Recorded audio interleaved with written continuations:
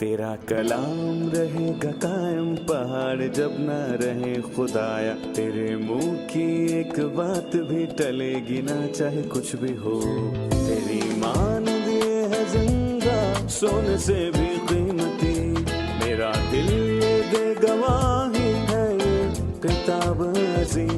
नाज़िल करे अपना कलाम, शिकस्ता दिलों को सुकून मिले, तारीखी दूर हो मेरी राहें रोशन कर। दिल अपना कलाम कसरत से ए खुदा बदल दे, रिहाई दे कसरत से फल में नाम। कलाम रहेगा कायम पहाड़ जब न रहे खुदाया, तेरे मुंह की एक बात भी टलेगी ना चाहे कुछ भी हो। अजीज नाजरीन, मैं अयाद ज़रीफ आप तमाम देखने वालों को हमारे रोज के बाइबली मुतालिया प्रोग्राम की नई किस्त में खुशामदीद कहता हूं, और मैं आप सबके लिए दुआ करता हूं कि आप दुनिया में जहां भी रहते हैं, जिस भी मुल्क में रहते हैं, ये प्रोग्राम बाइबली मुतालिया आपके लिए बाइसे बरकत हो और खुदा के कलाम की जरखेजी की तरफ आपकी आंखें खोले कि वो जिंदा है। अपने मुताले में हम अमाल की किताब के 10वें बाब पर पहुंच चुके हैं और आज की किस्त का मरकजी मौजू करनीलियस है। सबसे पहले मैं खुदा के खादिम भाई यूसुफ को स्टूडियोज में खुशामदीद कहूंगा। बहुत शुक्रिया। आप कैसे भाई, हैं? मैं ठीक हूँ। साथ ही स्टूडियो में आए दीगर मेहमानों को भी खुशामदीद। भाई यूसुफ, सबसे पहले हमें 10वें बाब के मुतालिक कुछ बताएं, और अमाल पहले बाब की 8वीं आयत में गवाही के 4 खित्तों में ये किस में शुमार होता है? देखिए, हम कह सकते हैं कि इमाल की किताब का 10वां बाब मरकजी और फैसला कुन बाब है। ये बाब मुख्तलिफ और नए दौर का आगाज करता है।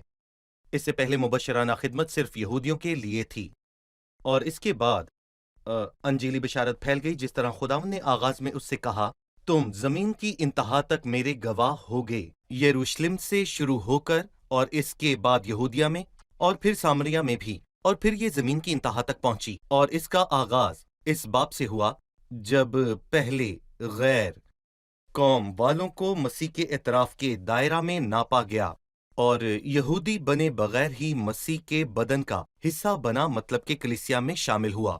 मसलन जब पहला हबशी वजीर यहूदियत में शामिल हुआ, पर करनेलियस को यहूदियत में शामिल नहीं होना पड़ा, और वो बुत परस्ती के अंधेरों में से निकलकर मसीहत की रोशनी में बराह रास्त दाखिल हुआ। भाई, आप हमें करनीलियस के बारे में कुछ बताएं। देखे, करनीलियस एक ऐसा शख्स है जो खुदा के खौफ और अपनी दयानतदारी से जाना जाता है, और उसने बहुत से नेक काम किए, और वो काम उसने लोगों के लिए किए, इसलिए वो काबिल इज्जत और काबिल एहतराम है। और पुराने अहदनामे के मुताबिक वो उस रोशनी से वफादार था जो उस तक पहुंची। वो बुत परस्ती नहीं कर रहा था, बल्कि खुदा की इबादत करता था, और बाइबल में इसका सबूत है क्योंकि यहाँ लिखा है कि वो दयानतदार था और अपने सारे घराने समेत खुदा से डरता था, और यहूदियों को बहुत खैरात देता और हर वक्त खुदा से दुआ करता था। और इसके बाद हम एक सिपाही के बारे में पढ़ेंगे जो उसके साथ था।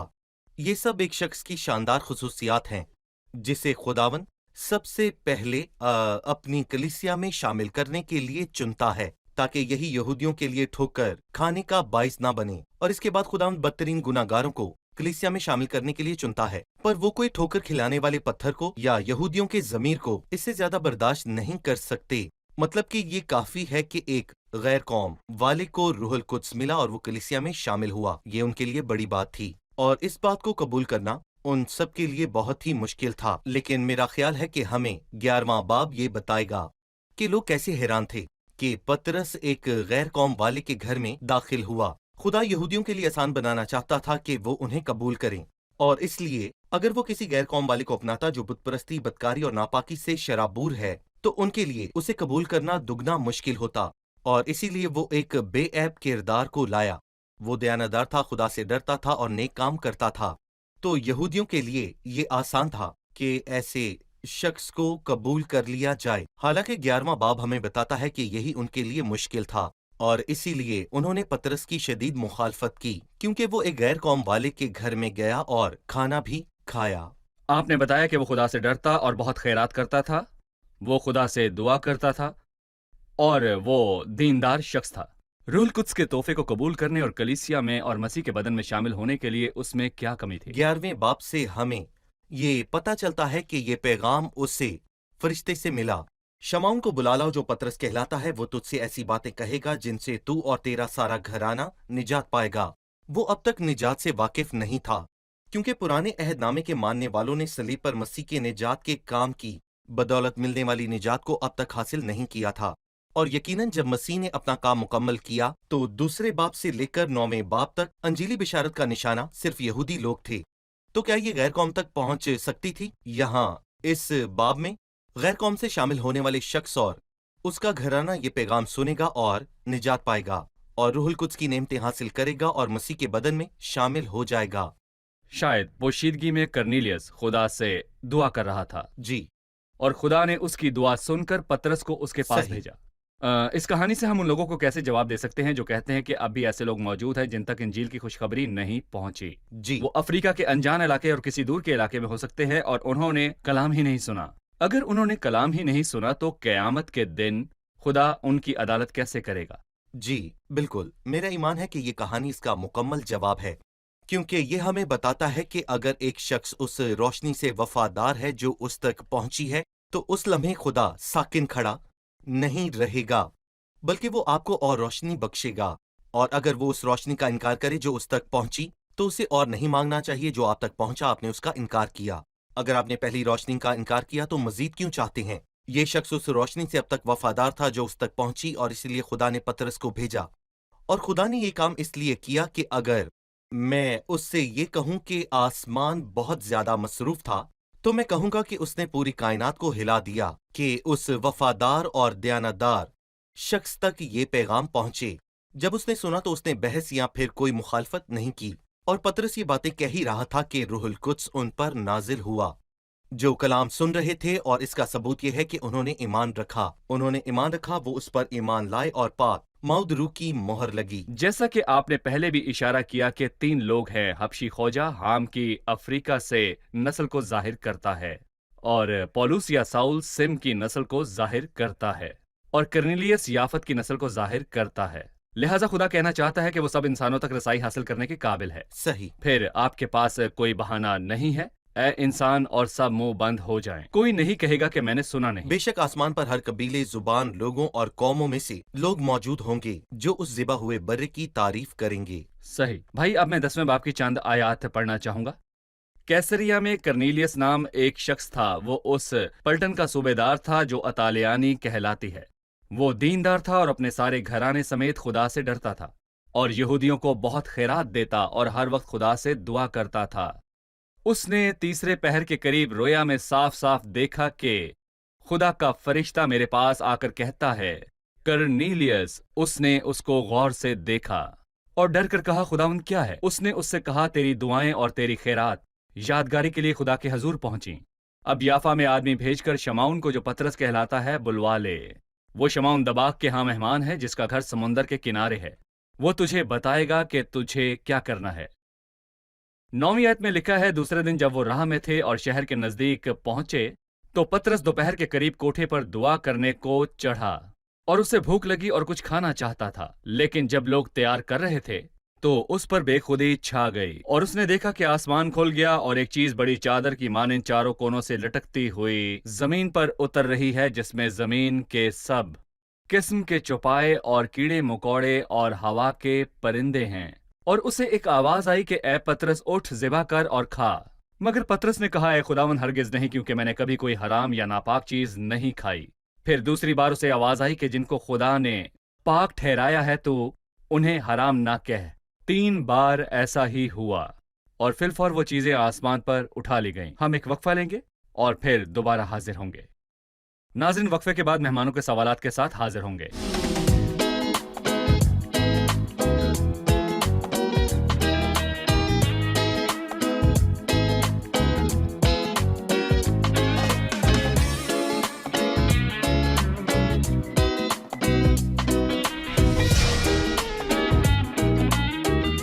खुशामदीद। आइए चलते हैं मेहमानों की जानिब और जानते हैं उनका सवाल। जी, किसका सवाल है? पूछिए। मैं इस रोया का मकसद जानना चाहती हूँ जो पतरस ने देखी, और کیا پطرس احبار 11 باب کے حلال اور حرام کے قانون مان رہا تھا؟ اس کے متعلق ہمیں کچھ بتائیں۔ بھائی یوسف، ایسا کیوں ہوا؟ کیا یہ سچ ہے کہ وہ احبار 11 کی شریعت کو مان رہا تھا؟ دیکھیں بھائی، اس باب میں دو رویا ہیں، ایک کرنیلیس کی اور دوسری پطرس کی۔ کرنیلیس کی رویا کا مطلب تھا کہ وہ ایک خاص کام کو پورا کرے، جبکہ پطرس کی رویا کا مطلب تھا کہ وہ ایک خاص مقام کو حاصل کرے۔ کرنیلیس کی رویا کہتی ہے شمعون پطرس کو بلا بھیج، اور اس نے حکم مان کر اس کام کو پورا کیا اور شمعون کو بلا بھیجا، لیکن خداوند نے شمعون کو بھی تیار کرنا تھا، تو اس نے اسے ایک رویا دی جو اس سے پہلے سے ایک مختلف مقام حاصل کرنے کے لائق بنائے، اور اس سے پہلے یہ ان کے لیے ناممکن تھا کہ وہ کسی غیر قوم والے کو یہودی کے برابر تصور کریں، مگر اس رویا کے بعد یہ واضح ہو گیا کہ خداوند یہودی اور غیر قوموں میں فرق نہیں کرتا۔ تو میں یہ کہنا چاہوں گا کہ اس علامتی رویا میں حلال جانور یہودیوں کو ظاہر کرتے ہیں، کیونکہ خداوند انہیں یہ بتانا چاہتا ہے کہ اب سے یہودیوں اور پھر غیر قوموں میں ذرا سا بھی فرق نہیں ہے۔ جنہیں خدا نے پاک ٹھہرایا تو انہیں حرام نہ کہنا۔ تو آپ مجھ سے متفق ہیں کہ اس لمحے تک پطرس غیر قوموں کے معاملے میں کسی حد تک جنونی یا ناقابل برداشت تھا؟ دیکھیں، میں کہنا چاہوں گا کہ اس کی پرورش ایسے کی گئی جیسا کہ بہن نے سوال میں کہا۔ یہودی ثقافت اسے ایسا برتاؤ کرنے میں حوصلہ افزائی کر رہی تھی، لیکن خداوند اسے تبدیل کرنا چاہتا تھا، اسی لیے خداوند نے اس کی سرزنش نہیں کی بلکہ اسے سمجھایا اور دکھایا اور اسے روشنی بخشی۔ پطرس، کچھ نیا آغاز ہونے کو ہے اور تو ہی ہے جس کو میں استعمال کروں گا کہ اس نئے دور کا آغاز کر کے غیر قوموں کو مسیح کی کلیسیا میں قبول کرے۔ یافا سے 2 رسول غیر قوموں کے پاس گئے۔ ایک پرانے وقت میں اس کا نام یونا تھا۔ وہ یافا میں گیا اور خداوند نے اسے نینوا جانے کے لیے کہا، اور یہاں پطرس یافا سے کرنیلیس کے پاس جاتا ہے۔ ان دو کے درمیان موازنہ کرے اور فرق بتائیے۔ ایک فرما بردار ہے، دوسرا نافرمان۔ یونا نافرمان ہے اور وہ اپنی نافرمانی کی وجہ سے یافا کو گیا، اور خداوند نے اسے کہا کہ نینوا کو جا، یعنی خداوند نے اسے مشرق کو کہا اور وہ مغرب کو گیا، اور پھر وہ ترسیس کو گیا جسے آج اسپین کہتے ہیں۔ سو ایک نافرمانی کی راہ پر ہے اور پطرس فرما برداری کی راہ پر یافا کو چلا گیا اور شمعون کے پاس رہا، اور پھر خداوند نے اسے کرنیلیس کے پاس بھیجا۔ وہ فرما برداری کرتے ہوئے اس کے پاس گیا، اور پھر ایک نے تب تک دعا نہ کی جب تک وہ پانی کی گہرائیوں تک نہ پہنچ گیا۔ اس نے مچھلی کے پیٹ میں دعا کی اور دوسرا کوٹھے پر چلا گیا۔ مبارک ہے وہ جو اپنی مرضی سے دعا کرتا ہے اور اپنے تمام معاملات خدا کے سپرد کرتا ہے۔ اس نے خدمت کی اور یہ فائدہ مند ثابت ہوا۔ اس نے اپنے آپ کو مشکل سے بچایا، جبکہ یونا نے تب تک دعا نہیں کی جب تک کہ بحری نباتات میرے سر پر لپٹ گئی۔ جو لوگ جھوٹے معبودوں کو ملتے ہیں وہ شفقت اور رحم سے محروم ہو جاتے ہیں۔ اس کہانی کے بارے میں سوچ رہا تھا کہ خداوند کس طرح پطرس کو تیار کر رہا تھا کہ غیر قوموں کی طرف قدم بڑھائے، جبکہ وہ ایک جنونی یہودی تھا۔ اور مجھے یاد آیا کہ اس نے اسے یافا میں بھیجا تاکہ یونا کی نافرمانی سے نتیجہ حاصل کرے جو یافا میں ہوئی، اور اس نے اس کو شمعون دبا کے گھر میں ٹھہرایا تاکہ اسے اپنا پرانا نام یاد دلائے۔ اے شمعون، پطرس تو فطری طور پر کرنیلیس جیسا ہے، صحیح، اور کوئی ہے جو دباغ کے طور پر کام کر رہا ہو۔ وہ گلی ہوئی چیزوں میں کیوں کام کرنا چاہتا ہے؟ مردہ یہودی لاشیں، کی لاش غیر قوم کی لاش کے برابر صحیح، ہے، اور دباغی چمڑے کے رنگ کو کاٹ کر اپنی مرضی کا رنگ اس میں ڈالتا ہے، اور خدا کے سامنے کوئی یہودی بالکل، کوئی کالا یا گورا نہیں صحیح، سوائے فضل کے، اور اس کا گھر سمندر کے کنارے تھا۔ صحیح، وہ اسے بتانا چاہتا ہے کہ جب میں نے کہا کہ میں تجھے آدم گیر بناؤں گا، وہ جی، یہ نہیں کہتا کہ کس قسم کی مچھلی اس جال میں پھنسے گی۔ جو بھی اس جال میں پھنسے گا وہ اس جال سے جی، نکلے گا، چاہے یہودی ہو یا غیر قوم کا۔ لہٰذا صحیح۔ جب پطرس کرنیلیس کے گھر گیا تو کیا ہوا؟ جب وہ کرنیلیس کے گھر پہنچا تو اس نے ایک حیران کن منظر کو دیکھا۔ اس نے دیکھا کہ اس کا گھر رشتے داروں سے بھرا ہوا تھا۔ تو جب کرنیلیس نے شمعون کو بلا بھیجا تو اس کے پہنچنے کے وقت اس نے اپنے گھر کو مہمانوں سے بھر دیا، اور انہوں نے خدا کا کلام سنا، پر کچھ ایسا ہوا جو کرنیلیس کے بت پرستی کے پس منظر سے جڑا ہوا تھا۔ سو جیسے ہی پطرس اس کے گھر میں داخل ہوا، وہ کھڑا ہوا اور اس کے قدموں میں گر کر اسے سجدہ کیا۔ یہ بت پرستی کا فعل ہے۔ نہ ہی یہودی اور نہ ہی مسیحی ایسا کچھ کرتے ہیں۔ پترس کو سجدہ کرنے میں کیا غلط ہے؟ دیکھیں، اس میں سب سے بڑی غلطی یہ ہے کہ بائبل یہ کہتی ہے کہ تو خداوند اپنے خدا کو سجدہ کر، اور پترس نے منع کیا کیونکہ وہ وفادار تھا۔ اس نے منع کیا کوئی سجدہ نہ کرے۔ جب ہم مکاشفہ کے 19ویں باب پر پہنچتے ہیں تو فرشتوں نے انہیں سجدہ کرنے سے انکار کیا، مگر افسوس ان لوگوں پر جو خود کو سجدہ کروانے میں راضی ہیں اور کہتے ہیں میں نے نہیں کہا، انہوں نے سجدہ کیا، چاہے دوسرے نے سجدہ کیا یا آپ نے، لیکن اس نے کہا جیسے ہی کرنیلیس نے سجدہ کیا، جیسے ہی اس نے ایسا کیا، پترس نے اسے کیا کہا؟ پترس نے اسے اٹھا کر کہا کھڑا ہو، میں بھی تو انسان ہوں، کیونکہ وہ اسے بتانا چاہتا تھا کہ انسان کو سجدہ نہ کرنا، خدا کے سوا کسی کو سجدہ کرنا درست نہیں۔ تو انسانوں کی تصویروں، بتوں یا انسانوں کو سجدہ کرنے کے متعلق کیا خیال ہے؟ میں کہوں گا یہ افسوسناک ہے کہ تاریک عرصے میں بت پرستی مسیحت میں داخل ہوئی، اور میں کہوں گا کہ مسیحت اس سے پاک تھی۔ تو خداوند اپنے خدا کو صرف اسی سجدہ کی عبادت کر، بے شک، پر مسیح نے سجدہ قبول کیا کیونکہ وہ انسان نہیں، وہ خدا ہے۔ جی وہ خدا ہے۔ بھائی یوسف، کیا آپ حیران نہیں ہیں کیونکہ کرنیلیس ایک یہودی نہیں بلکہ غیر قوم تھا اور پولس کو غیر قوموں کا رسول ہونا تھا؟ کیا کرنیلیس کے پاس جانے والا پترس کے بجائے پولس نہیں ہونا چاہیے تھا؟ خداوند نے مختونوں کے رسول پترس کو کیوں بھیجا؟ یہودیوں کے رسول کو غیر قوم کے کرنیلیس کے پاس کیوں بھیجا؟ مسیح نے متی کے 16ویں باب میں آسمان کی بادشاہی کی کنجیاں پترس کو دیں، صرف ایک کنجی نہیں بلکہ کنجیاں، اور اس نے عمال کی۔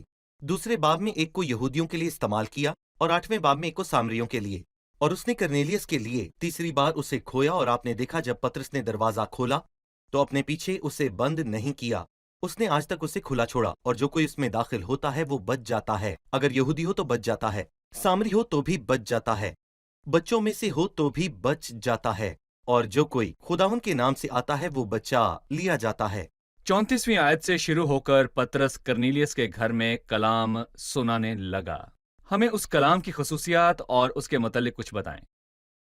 دیکھیں، پترس نے یہ یقین دلایا کہ خداوند صرف یہودیوں کے لیے نہیں ہے، جیسا کہ پترس نے رومیوں کے 3 باب میں یہ کہا ہے کہ کیا خدا صرف یہودیوں کا ہے، غیر قوموں کا نہیں، وہ غیر قوموں کا بھی ہے۔ یہاں پترس اس بات سے متفق ہے کہ خدا لوگوں کو یہودیوں یا غیر قوموں کے نام سے نہیں بلاتا، بلکہ ہر قوم میں سے جو اس سے ڈرتا ہے اور آس بازی کرتا ہے اس کو پسند ہے۔ بلکہ استاد مسیح کی طرح جس نے یوحنا کے 4 باب میں کہا کہ نجات یہودیوں میں سے ہے، اس نے 36ویں آیت میں بتایا کہ جو کلام اس نے بنی اسرائیل کے پاس بھیجا، تو کلام بنی اسرائیل کے پاس آیا، اور مسیح نے یوحنا کے 4 باب کی 22ویں آیت میں کہا کہ نجات یہودیوں میں سے ہے، پر وہ امن کی بشارت دے رہا ہے کیونکہ وہ سب کا خدا ہے، اور پھر وہ سادہ الفاظ میں مسیح کی کہانی کو بتائے گا۔ اور آپ جانتے ہیں پھر کیا ہوا کہ کلام زمین کی انتہا تک پہنچا، اور یہ سب یوحنا بپتسمہ دینے والے کے بپتسمے سے شروع ہوا۔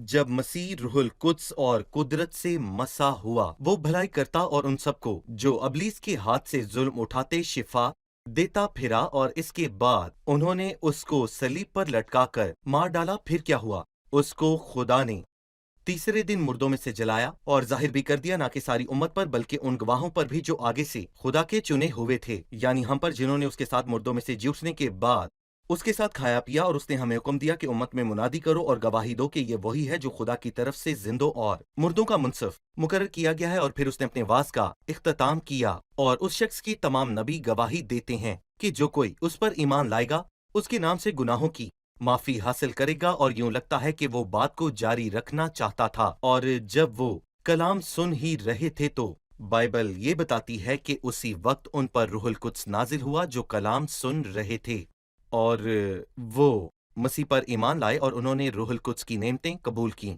میں اس حصے کو ختم کروں گا جس کی طرف آپ نے اشارہ کیا، پھر ہم وقفہ لیں گے اور مہمانوں کے سوالات کے ساتھ حاضر ہوں گے۔ 44ویں آیت میں لکھا ہے، پترس یہ باتیں کہہ ہی رہا تھا کہ روح القدس ان پر نازل ہوا جو کلام سن رہے تھے، اور پترس کے ساتھ جتنے مختون ایماندار آئے تھے وہ سب حیران ہوئے کہ غیر قوموں پر بھی روح القدس کی بخشش جاری ہوئی، کیونکہ انہیں طرح طرح کی زبانیں بولتے اور خدا کی تمجید کرتے سنا۔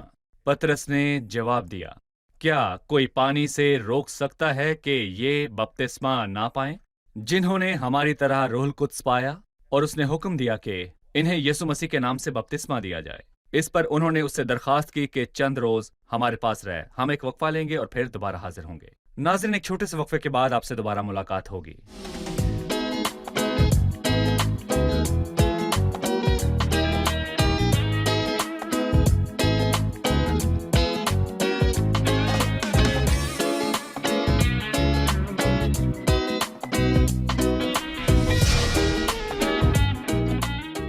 खुशामदीद। आइए चलते हैं मेहमानों की जानिब और जानते हैं उनका सवाल।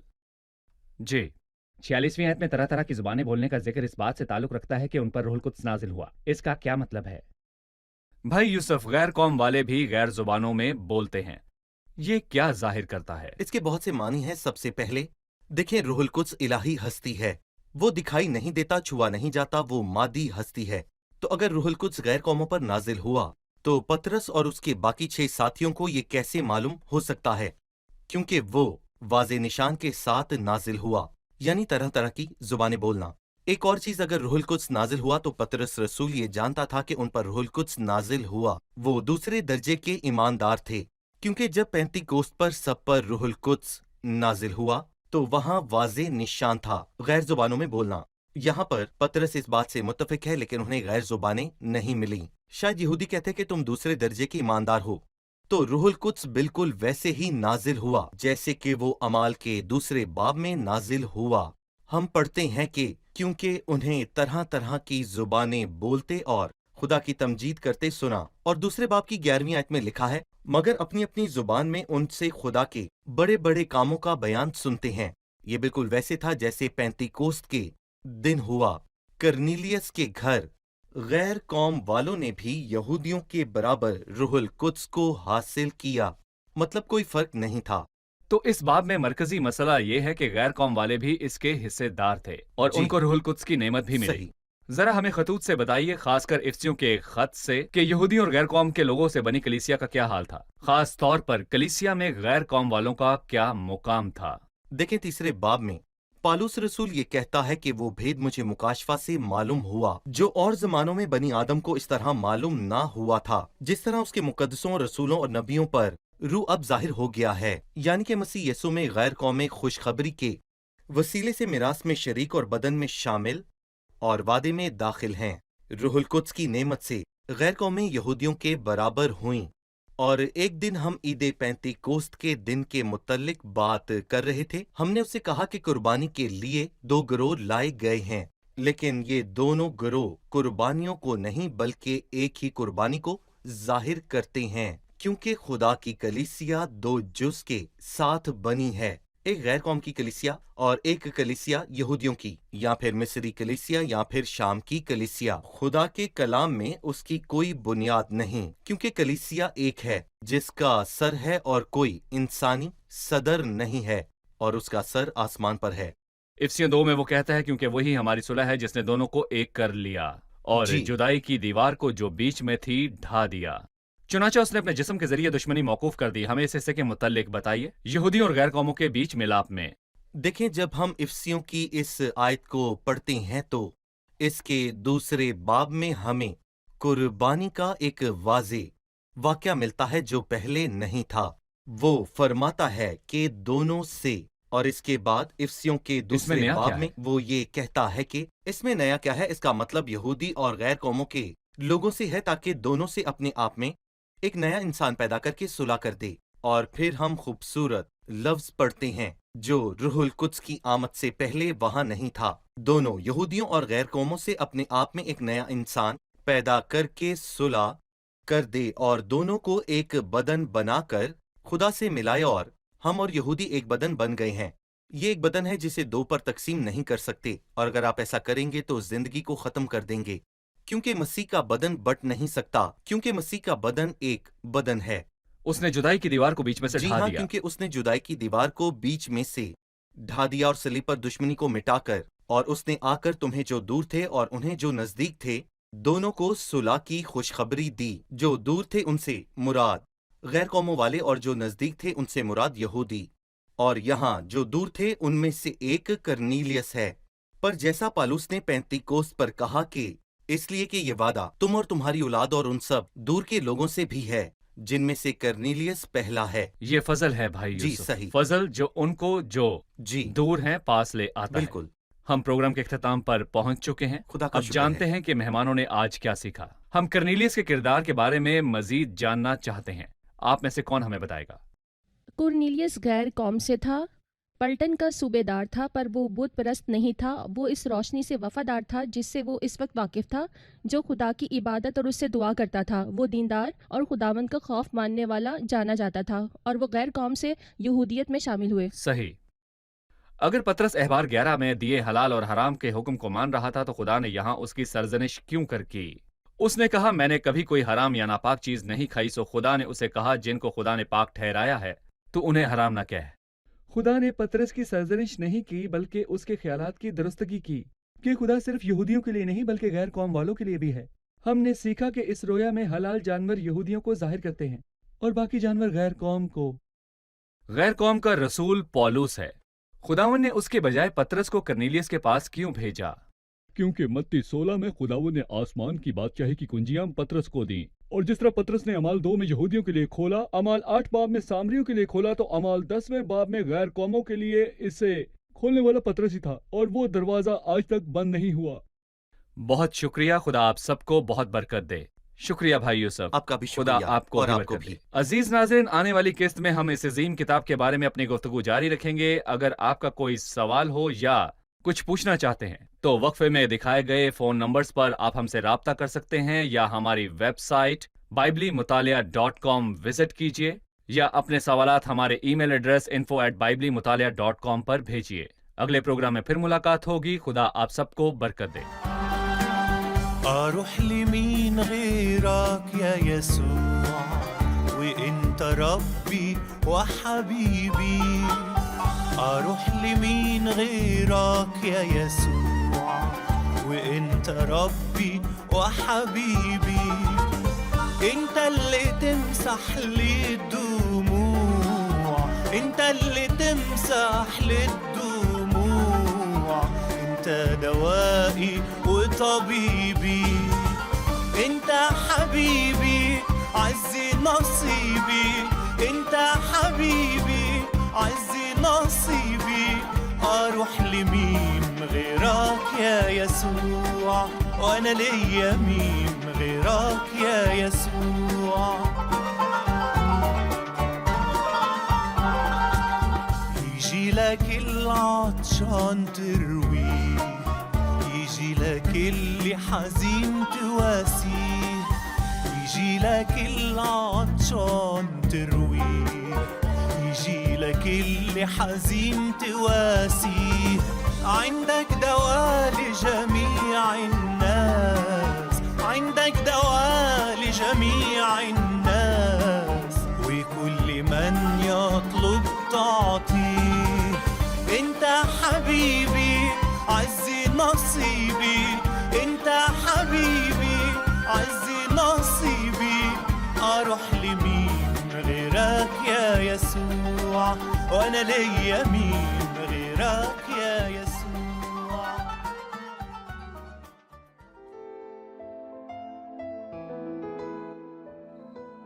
تیرا کلام رہے گا قائم پہاڑ جب نہ رہے خدایا، تیرے منہ کی ایک بات بھی ٹلے گی نہ چاہے کچھ بھی ہو، تیری مان دیے ہے زندہ سونے سے بھی قیمتی، میرا دل یہ دے گواہی ہے یہ کتاب عظیم، نازل کرے اپنا کلام شکستہ دلوں کو سکون ملے، تاریکی دور ہو میری راہیں روشن کر، دل اپنا کلام کثرت سے اے خدا بدل دے، رہائی دے کثرت سے پھل میں نام، کلام رہے گا قائم پہاڑ جب نہ رہے خدایا، تیرے منہ کی ایک بات بھی ٹلے گی نہ چاہے کچھ بھی ہو۔